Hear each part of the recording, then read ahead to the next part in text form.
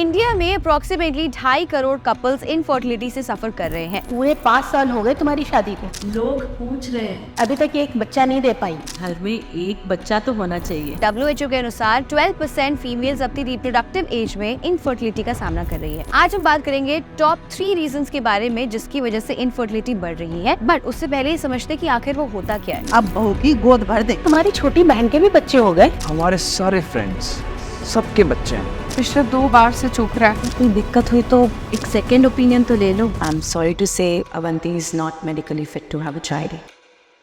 अगर हम simple language में बात करें तो अगर एक कपल 12 महीने तक अनप्रोटेक्टेड इंटरकोर्स करते हैं और उसके बाद भी प्रेगनेंसी अचीव नहीं कर सकते हैं तो उसे इनफर्टिलिटी कहा जा सकता है। इनफर्टिलिटी का सबसे बड़ा कॉज की अगर हम बात करें तो that can be hormonal issues and PCOD।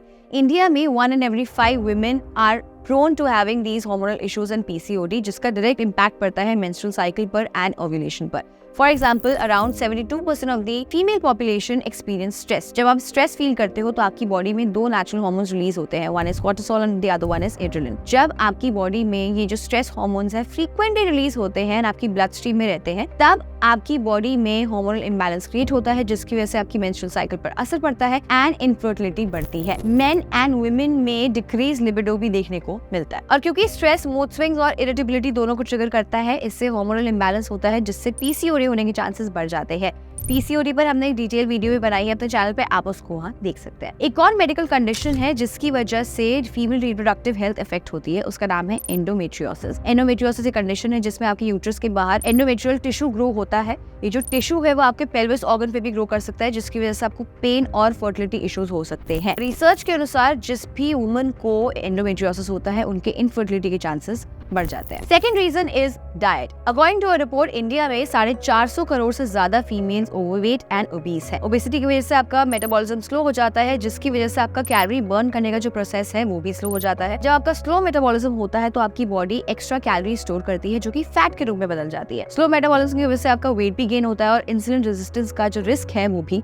बढ़ता है। Excess weight, especially excess abdominal fat, आपकी इंसुलिन रेजिस्टेंस से लिंक्ड होता है। जब आपकी बॉडी को ब्लड शुगर लेवल नॉर्मल रखने के लिए ज्यादा इंसुलिन प्रोड्यूस करना पड़ता है, उससे इर्रेगुलर मेंस्ट्रुअल साइकिल का रिस्क बढ़ जाता है और फर्टिलिटी कम होने का रिस्क भी बढ़ जाता है। ओबेसिटी की वजह से मेंस्ट्रुअल साइकिल को रेगुलेट करने वाले जो हार्मोन्स होते हैं उनमें चेंजेस आते हैं और फिर ये ओव्यूलेशन का रिस्क बढ़ाते हैं व्हिच लीड्स टू इनफर्टिलिटी। जिन वुमेन का बॉडी मास इंडेक्स यानी कि BMI 27 से ऊपर है वो नॉर्मल वेट रेंज की वुमेन के मुकाबले में 3 गुना ज्यादा चांसेस के साथ कंसीव नहीं कर पाती हैं क्योंकि वो ओव्यूलेट नहीं करती हैं। मतलब अब एग्स ही रिलीज नहीं होंगे तो फिर कंसीव आप नहीं कर पाएंगे। आजकल की बिजी लाइफस्टाइल में रेडीमेड मील्स को कन्वीनियंस बना दिया गया है और प्रोसेस्ड फूड का कंजप्शन ज्यादा हो गया है जिसकी वजह से इनफर्टिलिटी के इश्यूज बढ़ते हैं। अगर आप इस तरह के खाने को ज्यादा कंज्यूम करेंगे तो हार्मोनल बैलेंस है वो डिस्टर्ब हो सकता है जिससे आपको इर्रेगुलर मेंस्ट्रुअल साइकिल होगी जिसकी वजह से आपका जो फर्टिलिटी है वो कम होगी। थर्ड रीजन है menopause. Around 4% females right now are facing early menopause in between the age of 29 to 34 जो कि जनरली 45 के बाद होता है। एक स्टडीज की अकॉर्डिंग 2026 तक around 40 crore females in India को अर्ली मेनोपॉज ट्रिगर होने के चांसेस है। अब इसका क्या इम्पैक्ट होगा उसको एक स्टडी के थ्रू समझते हैं। साइंटिफिक रिपोर्ट्स ने एक स्टडी पब्लिक करी थी जिसके अनुसार it is predicted that India की फर्टिलिटी रेट यानी कि TFR total fertility rate will fall to 1.29 by 2050। अब बात करते हैं वापस मेनोपॉज की। मेनोपॉज इज अ कंडीशन जहां पर एक सर्टेन एज के बाद मेंस्ट्रुअल पीरियड्स बंद हो जाते हैं एंड आपका ग्रेजुअली रिप्रोडक्टिव सिस्टम जो है वो काम करना बंद कर देता है। अगर 12 महीने से ज्यादा हो गए हैं आपको पीरियड्स आए हुए तो उसको मेनोपॉज कंसिडर किया जा सकता है but you should always get it check. It is like a transition phase for a woman from a reproductive phase to a non-reproductive phase. इसका जो natural age है that is between 45 to 55. लेकिन अगर आपको इससे पहले periods बंद हो जाते हैं तो उसको menopause कहा जा सकता है। Early menopause होने के बहुत सारे causes हो सकते हैं जैसे कि treatment या surgeries, irregular lifestyle habits, कोई certain health condition। ये आपका जानना बहुत जरूरी है कि कोई भी चीज अगर आपको ovaries को नुकसान पहुंचाती है या आपकी बॉडी में एस्ट्रोजन बनाना बंद कर देती है तो आपके menopause के चांसेस बढ़ जाते हैं। Hormonal imbalance तो एक रीजन होता ही है, उसके अलावा कंडीशंस लाइक थायराइड या health conditions like arthritis and diabetes also play a very important factor. And अगर आपको अर्ली एज से पीरियड्स होना शुरू हो गए हैं तो वो भी एक इंपॉर्टेंट फैक्टर प्ले कर सकते हैं। अगर आपकी फैमिली में किसी को अर्ली एज में पीरियड्स आए हैं तो जेनेटिकली आपको भी जल्दी पीरियड्स होने का रिस्क बढ़ सकता है, may be from 6 to 8. Normally periods occur to a girl between the age of 10 to 12 और 16 to 18. अर्ली एज में पीरियड्स होने को आप नहीं रोक सकते, बट अर्ली मेनोपॉज को रोकने के लिए आप अपनी लाइफस्टाइल इंप्रूव कर सकते हैं, अपनी ईटिंग हैबिट्स इंप्रूव कर सकते हैं, डाइट मेंटेन कर सकते हैं एंड रेगुलर एक्सरसाइज कर सकते हैं. इन सब फैक्टर्स से अर्ली मेनोपॉज होने के चांसेस कम हो सकते हैं. ऑल्सो अगर आप ओवरवेट है या अंडरवेट है, इससे भी बहुत फर्क पड़ता है आपके अर्ली मेनोपॉज होने में. एंड अगर आप स्मोकिंग करते हैं तो वो भी बहुत इंपॉर्टेंट फैक्टर प्ले करता है अर्ली मेनोपॉज में. सो इस वीडियो के थ्रू हमने देखा कि कैसे PCOD, hormonal imbalance, early menopause and obesity आपकी फर्टिलिटी को इफेक्ट करता है. इसका सोल्यूशन यही है कि आप अपनी लाइफस्टाइल को चेक में रखें और उसे इंप्रूव करते रहे. हेल्दी डाइट ले, रेगुलर एक्सरसाइज करें, स्ट्रेस मैनेजमेंट से आप अपनी फर्टिलिटी को इंप्रूव कर सकते हैं. Regular medical checkups and treatment से भी आपकी फर्टिलिटी मैनेज की जा सकती है. उसके अलावा अवेयरनेस होना इज वेरी इंपॉर्टेंट, बहुत इंपॉर्टेंट रोल प्ले करती है. बहुत सारी स्टडीज है जो प्रेडिक्ट करती है that fertility rate in the coming years will definitely drop. तो जरूरी है कि आप अपनी ओवरऑल हेल्थ के साथ साथ अपनी